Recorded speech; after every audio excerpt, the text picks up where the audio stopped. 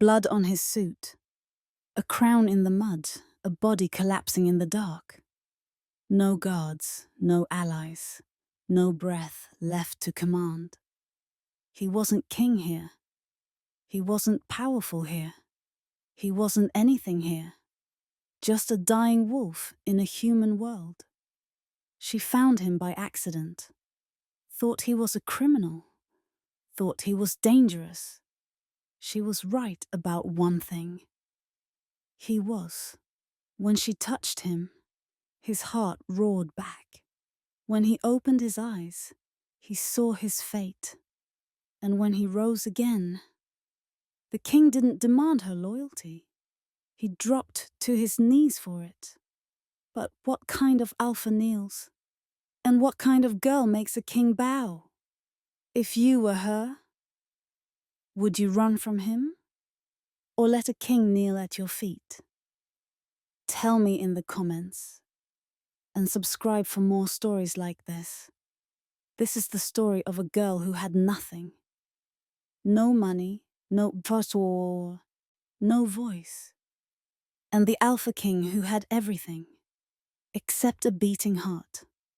It's a story about fate disguised as disaster, about a life-changing moment that looked like a mistake, and about a love born in the shadow of a crown soaked in blood. She wasn't chosen. She wasn't royal. She wasn't special. She was just Mia. A girl forgotten by the world. Raised in a village the wealthy never saw, haunted by a childhood spent surviving instead of dreaming. But destiny isn't polite. Destiny doesn't ask. Destiny drags you where you're meant to be. And tonight, destiny was bleeding in her hands. Everything changed in a single heartbeat. And nothing would ever go back.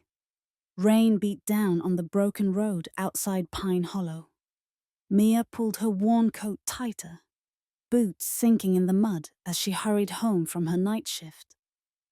Her paycheck, barely enough for groceries, was stuffed in her pocket. She just wanted warmth, silence, sleep.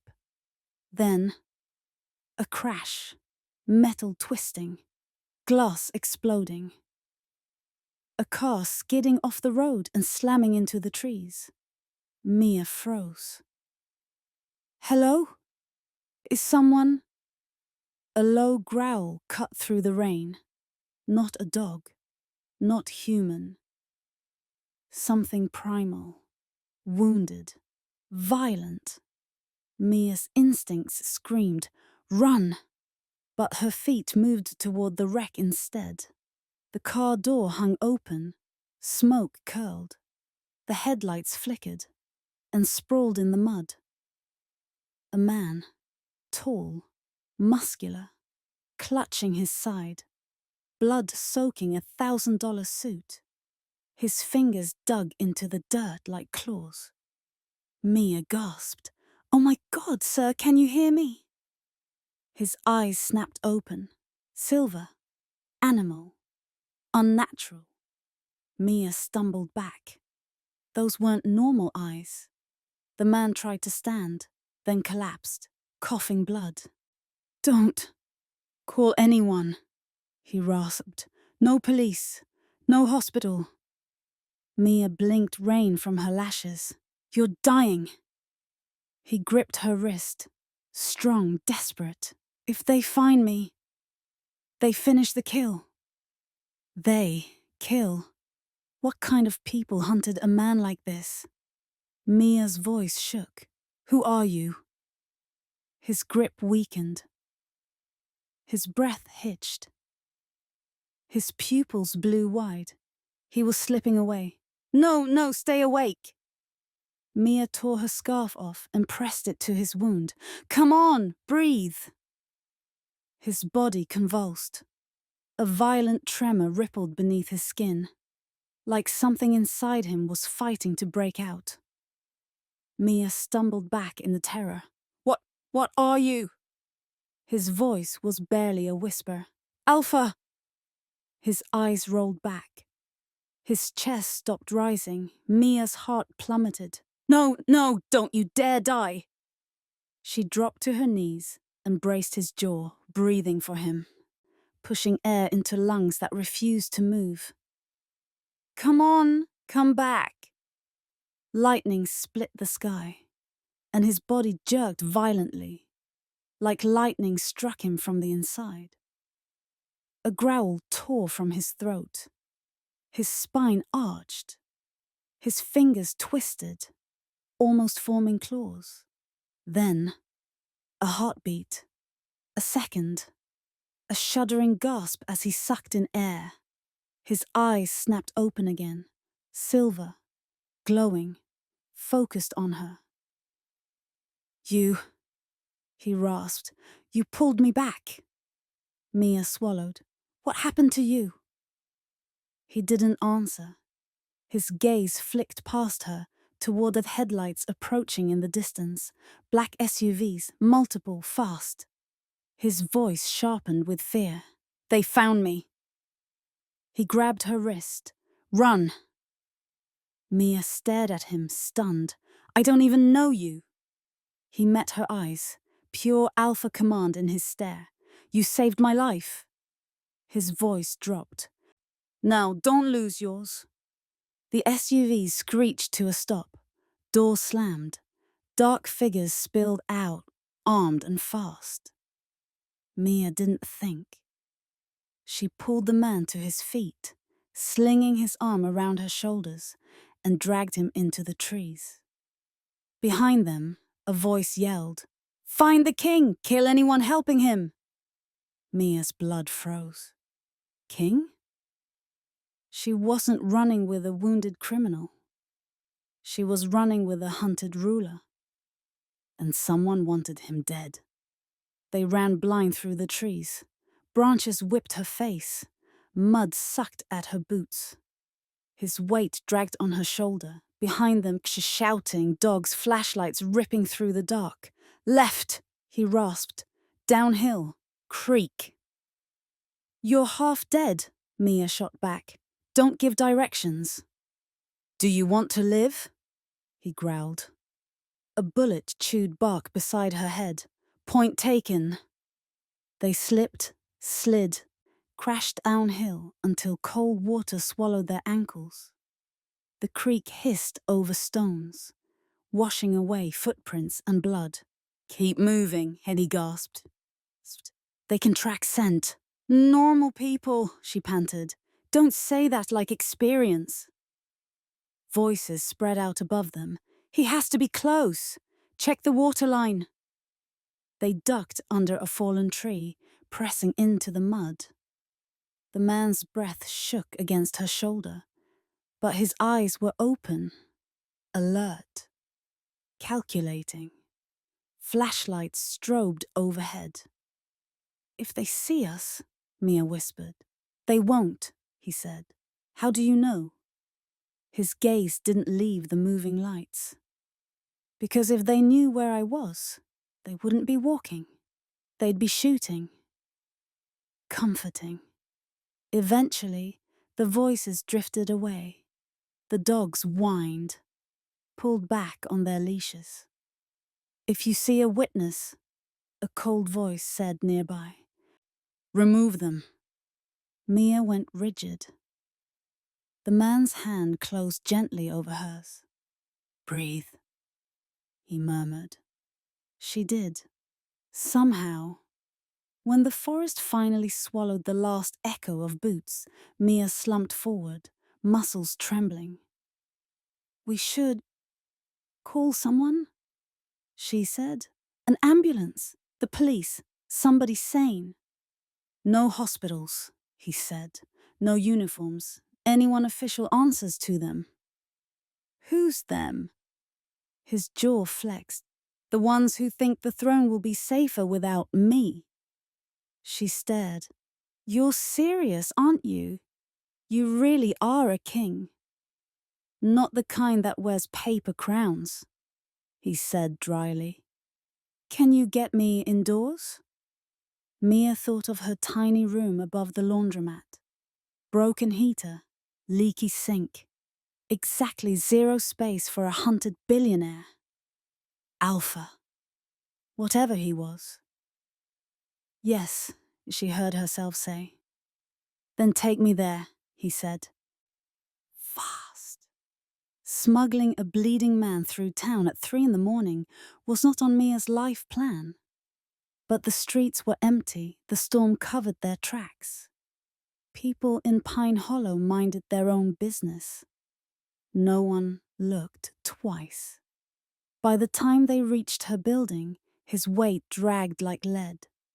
Sweat slicked his temples. His skin burned. Up, she muttered. One more flight. He chuckled weakly. You're small. That's rude. Small, he repeated, and stronger than you think. She kicked her door open, maneuvered him inside, and eased him down onto her mattress on the floor. Her whole life suddenly looked even smaller. One mean bed, 2 chairs, a peeling stall, a fridge that hummed too loud. And now a stranger bleeding all over her sheets.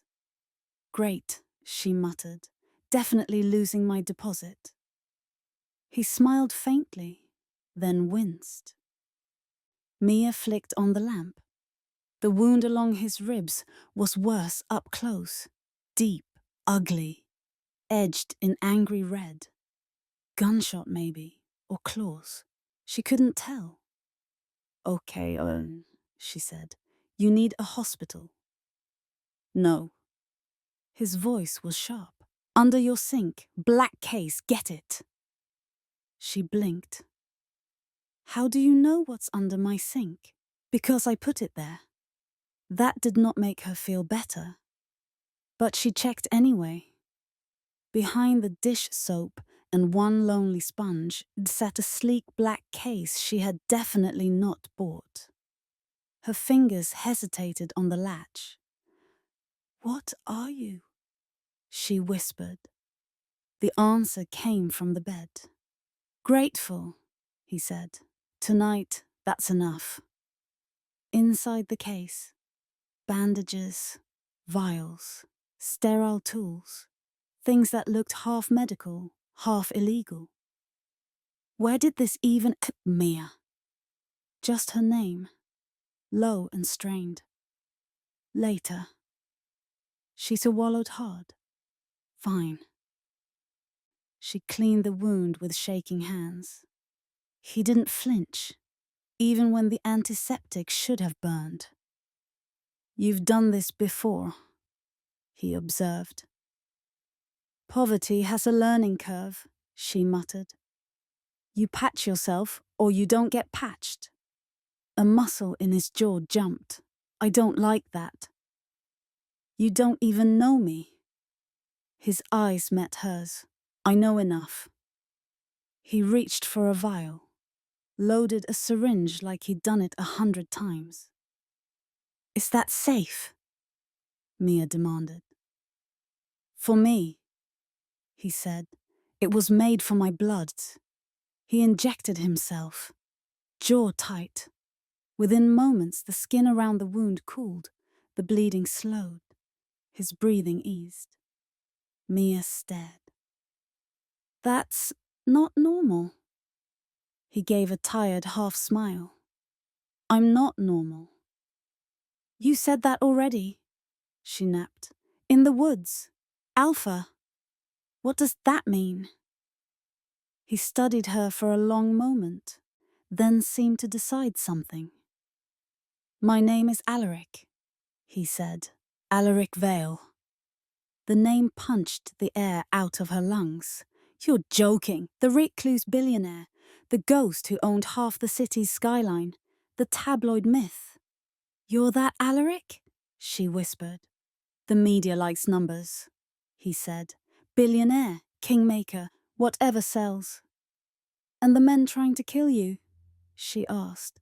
Jealous billionaires. His mouth hardened. Not exactly. He held her gaze. I am Alpha King of my kind, he said quietly. Billionaire in your world, ruler in another. Both crowns come with knives. Her laugh came out brittle. Right. Secret werewolf king, got it. Should I check for a hidden camera too? Think about what you saw, he said calmly. How I moved, how fast I healed, how I came back when I shouldn't have. She remembered the growl in his chest, the way his fingers had almost bent into claws, the electric jolt when he gasped back to life in her hands. Her denial didn't sound convincing even to herself. This is insane, she whispered. I agreed with that, he said. Right before you dragged me away from my own murder.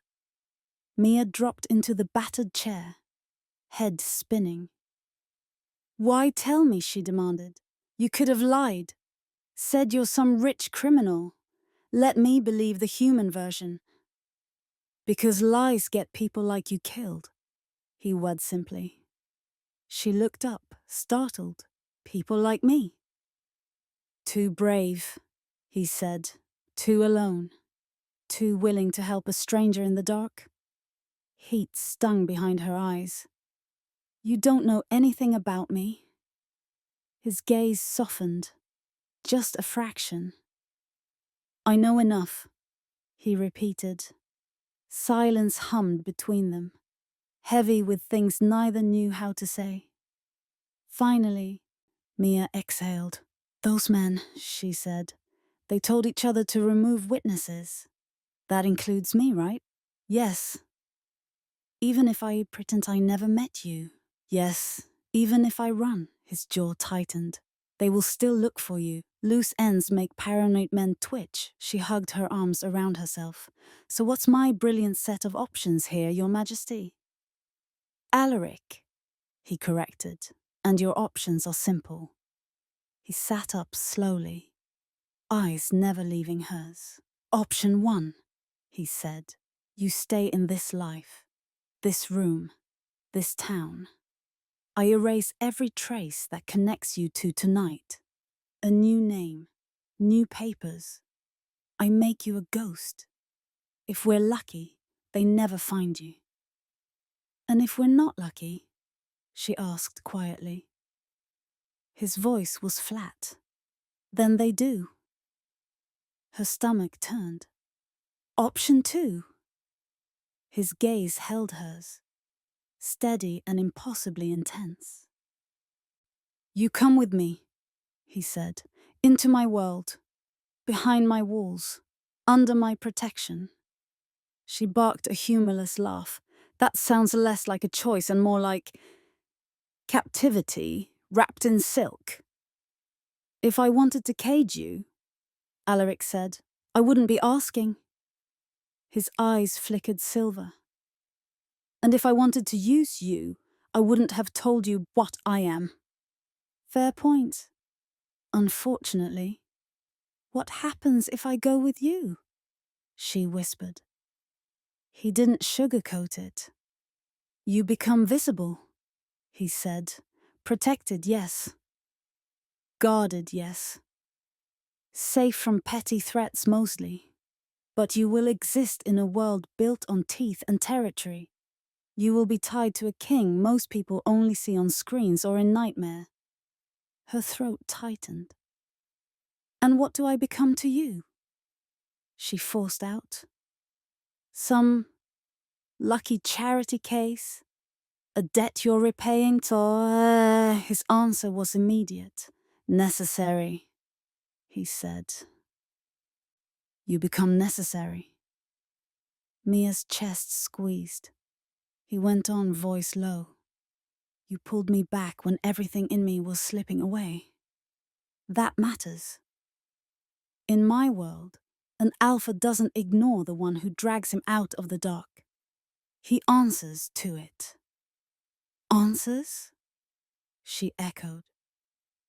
In our law, Alary said, a life debt from an alpha king is not symbolic. It means your welfare sits above mine. It means my resources answer your needs. It means if anyone touches you. His eyes flashed lethal. They answered to me. Mia stared. You'd do all that because I didn't want to watch you die on the side of a road. Because you didn't walk away, he corrected. Most people would have. That doesn't make me special, she muttered. To me, dear, it does. The room suddenly felt too small. What if I say no? She whispered. To all of it. To you. To this life debt thing. What if I just want my tiny, broken, familiar life back? He watched her with something almost like pity. Then I do everything I can to disappear you, he said. New country, new identity, a quiet life far from my enemy's eyes. And you? She asked. He looked away. Kings don't get quiet lives, he said. We get wars. Mia glanced around her room. The mattress, the cracked mug on the counter, the coat she'd worn for 3 winters too long. Then she pictured flashlights in the forest, guns, dogs, the word remove spoken like a weather report. Her hands stopped shaking. She met his gaze. I don't trust you, she said. Good, he replied. You shouldn't. But I trust this much, she went on. Those men are very real. Their bullets are very real. And you're the only person I've met tonight that they seem to fear. The low, wild smile curved his mouth. So.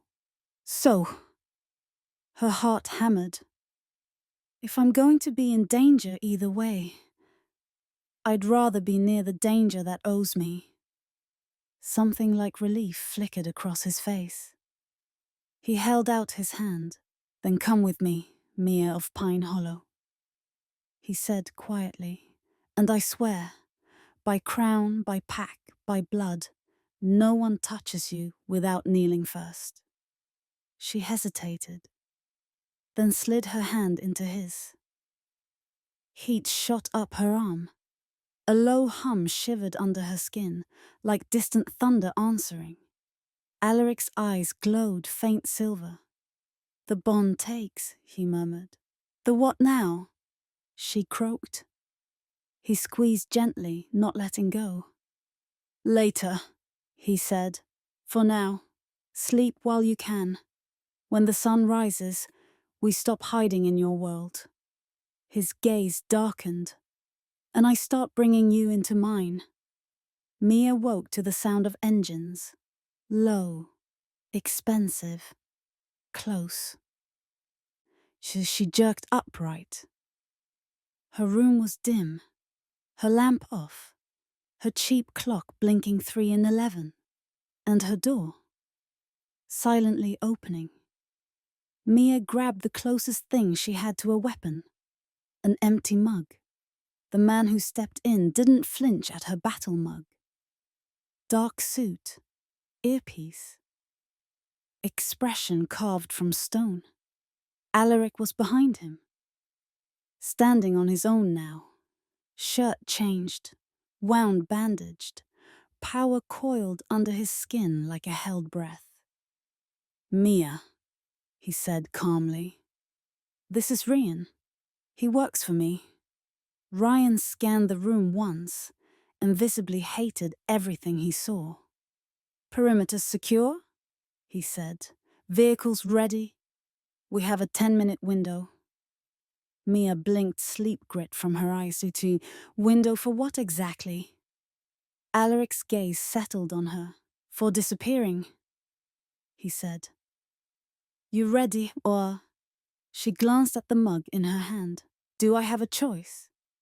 Yes, he said, but not much time to make it. Her bones still ached from fear.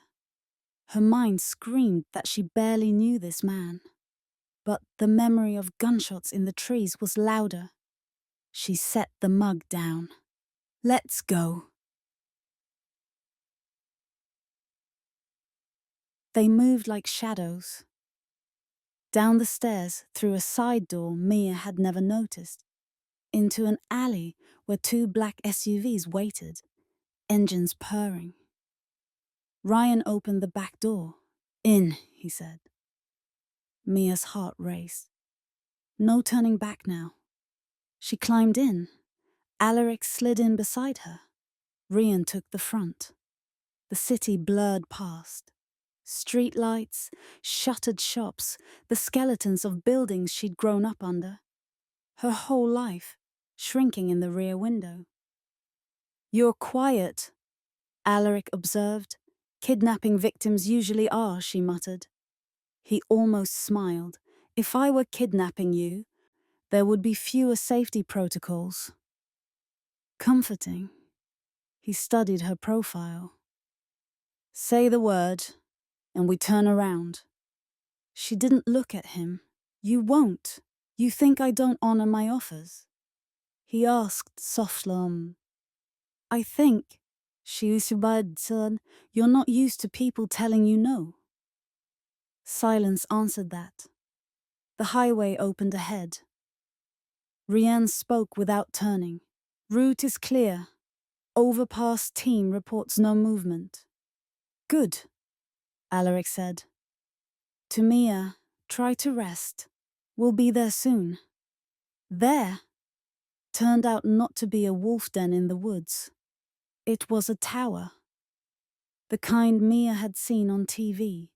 All glass and steel and arrogance, stabbing at the ski like it wanted to own it.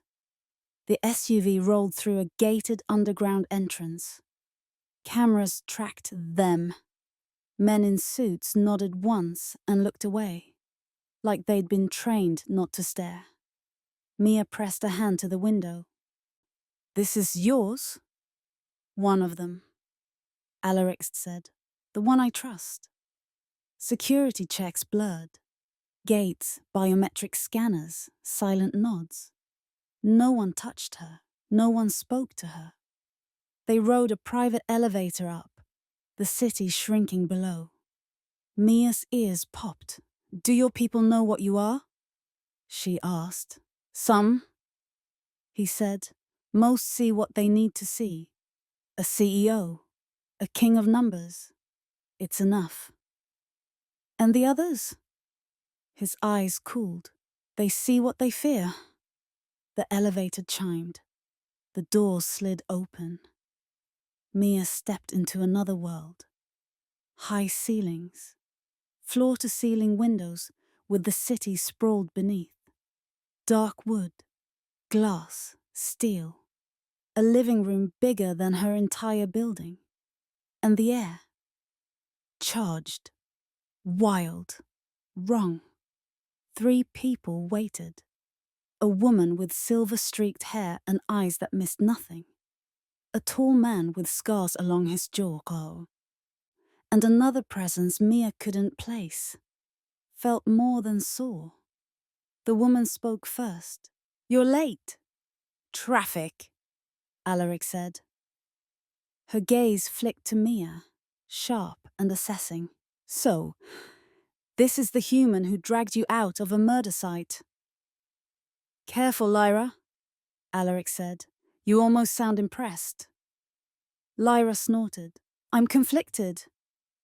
She turned to Mia. "I'm also your physician for the next hour. Sit." Mia bristled. "I'm not your patient." "You are now," Lyra said briskly. "You touched an alpha king on the edge of death. If there were any side effects, it's my job to find them before they bite back." Alaric's gaze dropped to Mia's hand, where it still tingled faintly from his grip. "Let her breathe," he told Lyra. "She has been chased, threatened, kidnapped." "You invited her," Lyra cut in. "With a life debt, no less, Bain. You think that's lighter than kidnapping?" The scarred man spoke for the first time, voice low. "Is it true?" he asked Alaric. "You spoke the vow?" Alaric didn't look away. "I did." The room chilled. Lyra cursed under her breath. Of all the reckless... Mia's skin prickled. What vow? She demanded. Lyra's gaze swung back to her. In our law, she said, an alpha's life debt isn't symbolic. It's a binding. When he swears by crown and pack, he places you above himself in the order of protection. The scarred man added, it means if you scream, the kingdom moves. Mia's stomach flipped. I didn't ask for that. Neither did we, Lyra muttered. Alaric's voice cut through the tension. She earned it. She saved your life, Lyra corrected. Not the packs, not the crowns. Those are the same thing, he bummed some. They weren't earlier tonight, Lyra shot back. The scarred man looked at Mia. I'm Jax, he said, Beta. That means second in command, professional headache manager, and the one who has to clean up when our king makes dramatic decisions in the forest. Mia blinked. Nice to meet you. Jax's mouth tipped up. I haven't decided yet. Alaric stepped between them slightly, a subtle claim. She stays, he said, under my protection, under this roof for now. Lyra crossed her arms. And the council? They'll hear it from me, Alaric replied. And the ones who already tried to replace you tonight? Jax added, you think they'll be thrilled you brought your savior home? Mia froze. Replace you? Alaric's jaw set. The ambush wasn't random, he said. Someone inside our world thinks the throne should change hands. They struck. They failed. He glanced at Mia. Because of you. Lyra sighed. Which means if they learn your name, you become leverage. The realization sank like a stone. So I'm not just in danger because I saw you, Mia said slowly. I'm in danger because I made their first attempt fail. Exactly, Jack said. Welcome to internal politics. We're worse than humans. Alaric turned to Mia fully. You asked me what you become to me, he said. Here's the other answer. You become the line between my enemies and victory is, if they break you, they break me. Great, Mia muttered. No pressure. Lyra stepped closer, expression gentler. You have every right to scream, cry, or demand to go home, she said. But since home is currently a crime scene and your name is likely on someone's list, she lifted a brow. This is the safest bad option. Mia let out a shaky breath. Okay, she said. Fine. Examine me. Make sure I'm not cursed or glowing or about to sprout fur. Lyra's lips twitched. Good attitude. The exam was fast and surprisingly professional.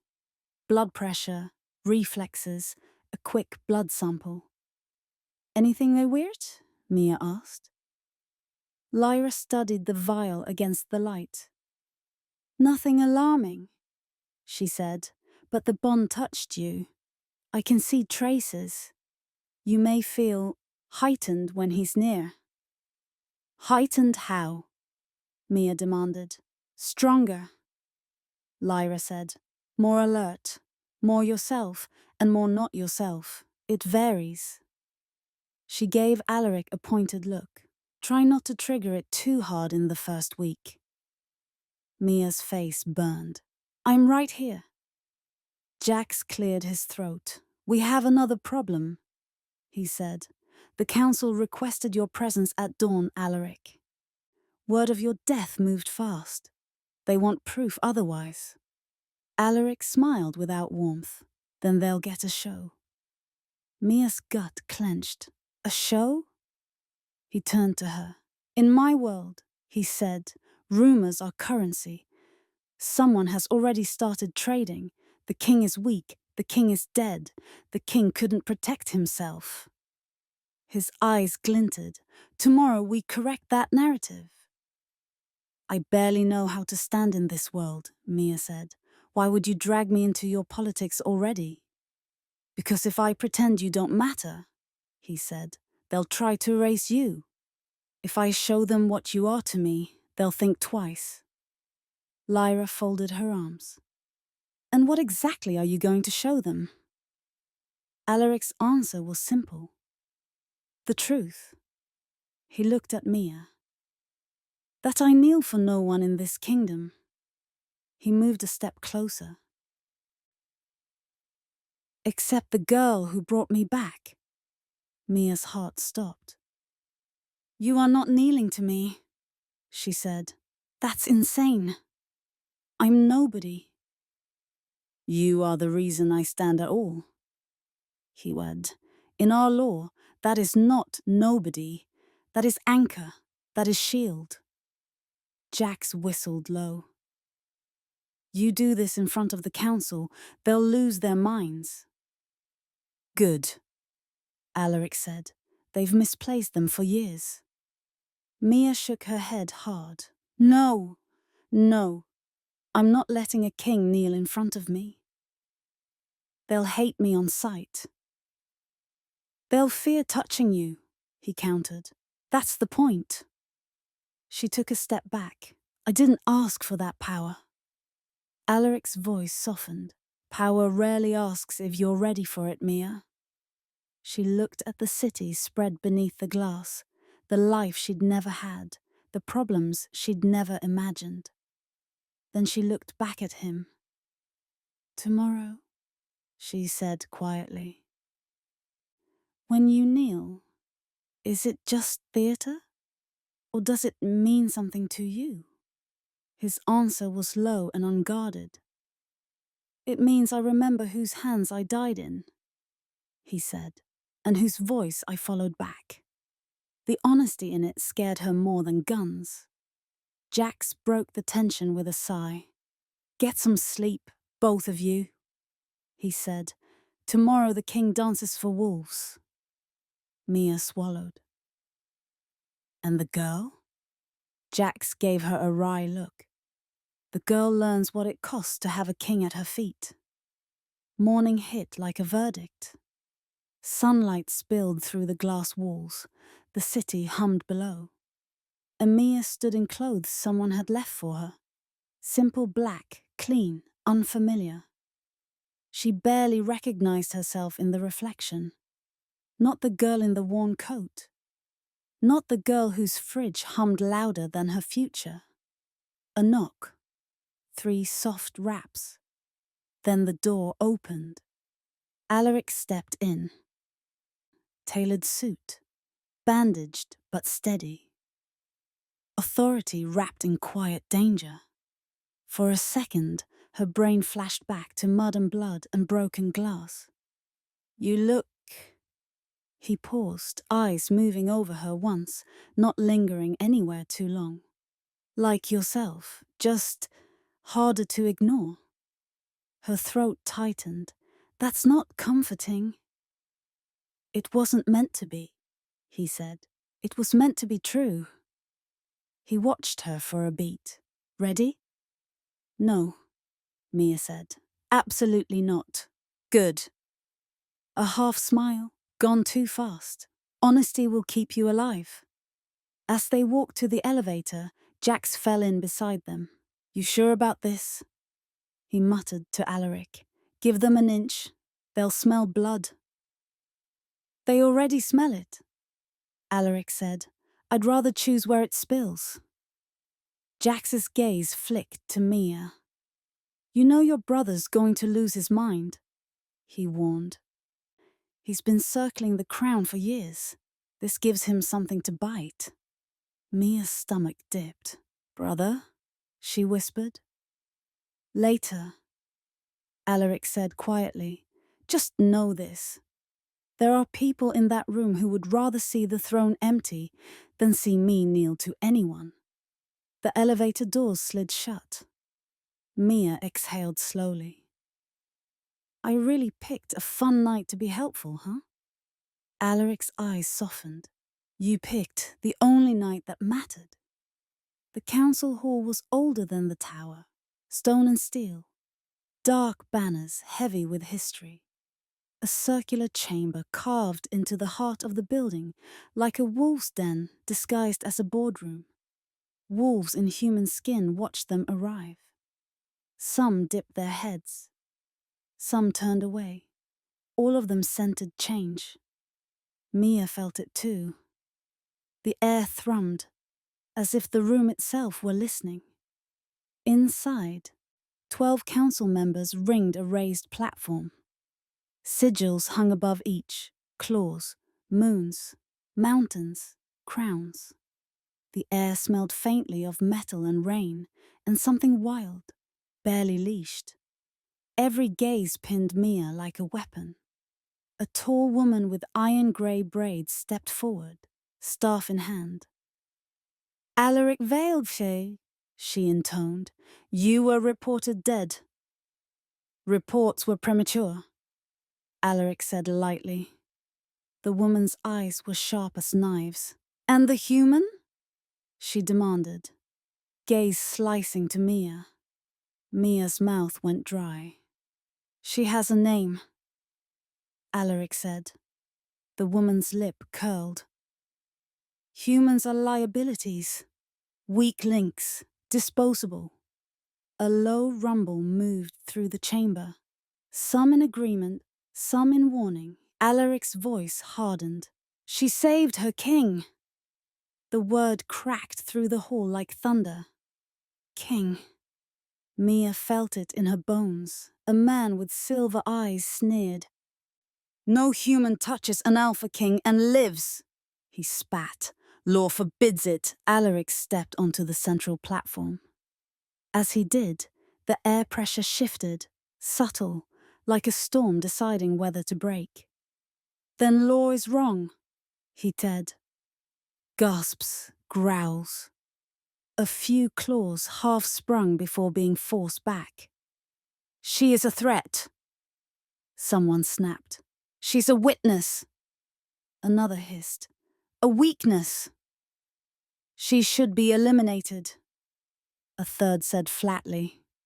Behind Mia, Jax's growl rolled deep and dangerous. Alaric lifted his hand. Silence fell. You think she weakens me? He said. You think she dilutes the crown, but you overlook one truth. He turned, facing Mia fully. Time stretched. I stand because she willed it, he said. Mia's breath caught. Her breath pulled me back.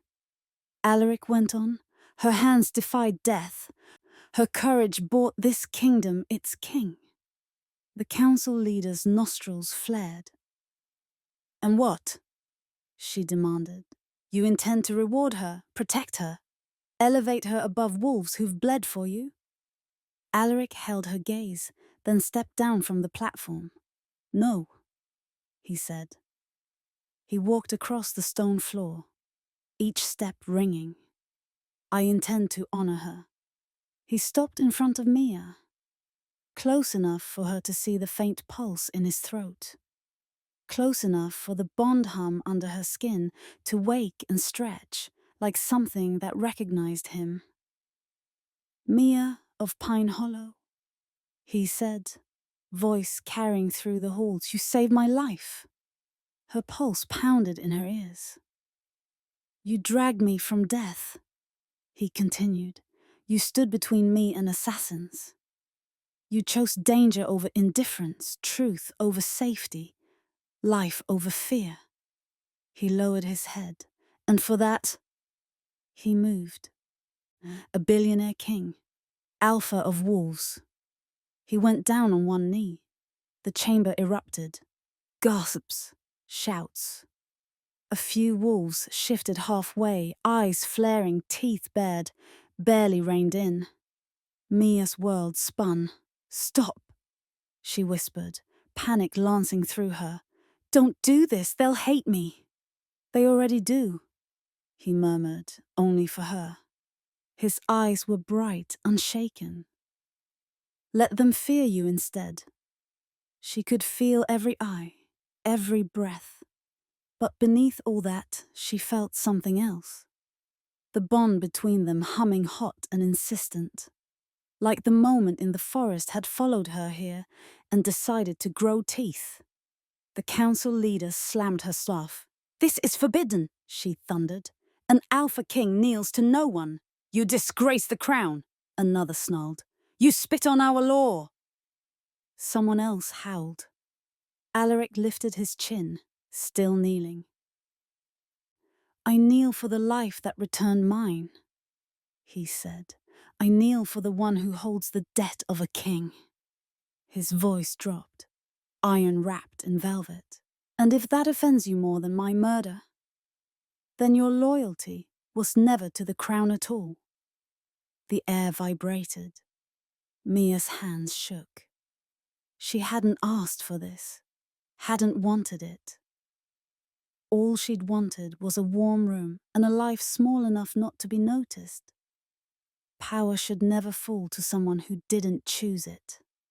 Damien's words, she didn't know him yet, but the thought hovered, heavy, waiting. Mia drew a breath that scraped her ribs. "I didn't ask for this," she said quietly, the words trembling out of her. Every head turned. "But I'm not giving it back," she finished, voice strengthening. "Not to people who would rather watch him die than admit a nobody girl mattered." A sharp, stunned silence. Then the council leader hissed, "This isn't a ceremony. It's a threat." "No," Alaric said softly, rising in one fluid motion. "It's a warning." He faced them, still close enough that Mia could feel his heat at her side. "If you touch her, if you hunt her, if you whisper her death into motion." His eyes went silver bright, the wolf under his skin pressing close enough that the torches along the wall flickered. "You declare war on your king, Dede." Silence dropped like a blade. Some council members shifted back a fraction. A few lowered their gazes, instinct bowing before even their minds wanted to resist. The leader's eyes burned. "You would risk the kingdom for a human girl?" she demanded. Alaric didn't blink. "I would risk everything," he said. "For the one who saved it." Mia's throat ached. In that moment, under all the fear and shock, a small selfish thought slid through her. For once, someone is scared for me, not of me. Alaric turned slightly, offering his hand. Not commanding, inviting. "Mia," he said quietly, "come with me." Her fingers trembled as she slid her hand into his. Warm, steady, too much.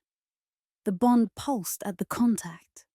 A subtle surge that made the hairs on her armrest and a few wolves in the circle inhaled sharply, as if they'd scented lightning. A voice drifted from the shadows above. "Then let the war begin." Mia turned. Up to the dark balcony. A figure leaned on the stone railing. Eyes like Alaric's, smile colder. She didn't know him. Her body did. Predator. A rival. An heir. A usurper. And his words were meant for her. "The king kneels today," he murmured, voice echoing. "But soon, he will fall at my feet." The bond inside her tightened like a wire. Mia didn't know his name yet. But she knew, with bone-deep certainty, this was the one who had wanted Alaric dead. And now he wanted her gone too. Mia's words hung in the air like a drawn blade. I didn't choose this, but I'm choosing now. For the first time, the council didn't look at her like a mistake. They looked at her like a variable, one they hadn't calculated for. Alaric's gaze sharpened, not possessive, not commanding, but something fiercer, respect. Jax exhaled, almost a laugh. Well, he muttered, the girl's got teeth. Lyra nodded once, approval disguised as annoyance. About time someone in this kingdom did, she said. Alaric turned to Mia. What do you choose? He asked quietly. Mia's heart pounded. Fear still lived there, but it no longer ruled. She lifted her chin. I choose not to run, she said, not to hide, not to disappear so your enemies can breathe easier. Her voice steadied. I choose to stand beside the king they're so afraid of. Silence rippled through the chamber. Not weak silence, listening silence. Mia went on softer but stronger. And if they think I'm the crack in the crown, then they've never seen what happens when pressure makes steel. Alaric's breath hitched just slightly. The bond thrummed, alive. He offered his arm, not as a cage, not as a command, but as an equal invitation. Mia of Pine Hollow, he said, walk with me. She placed her hand on his forearm, not trembling, claiming. They turned toward the chamber doors. A rustle moved through the council, uneasy, electric. As Mia stepped forward, the torches flickered. A subtle pulse of heat and shadow, as if something ancient recognized her choice. Jax leaned in, voice low. War's coming. Mia didn't flinch. Then let it find me standing. The doors parted. Light spilled in, bright, blinding, unstoppable. Alaric glanced at her, voice barely a breath. Whatever comes next, you won't face it alone. Mia answered without looking away from the horizon ahead. I'm not the crack. A beat. I'm the break. And together, they crossed the threshold. The night she saved a dying king, the world mistook her for nobody. But soon, it would learn her name by kneeling.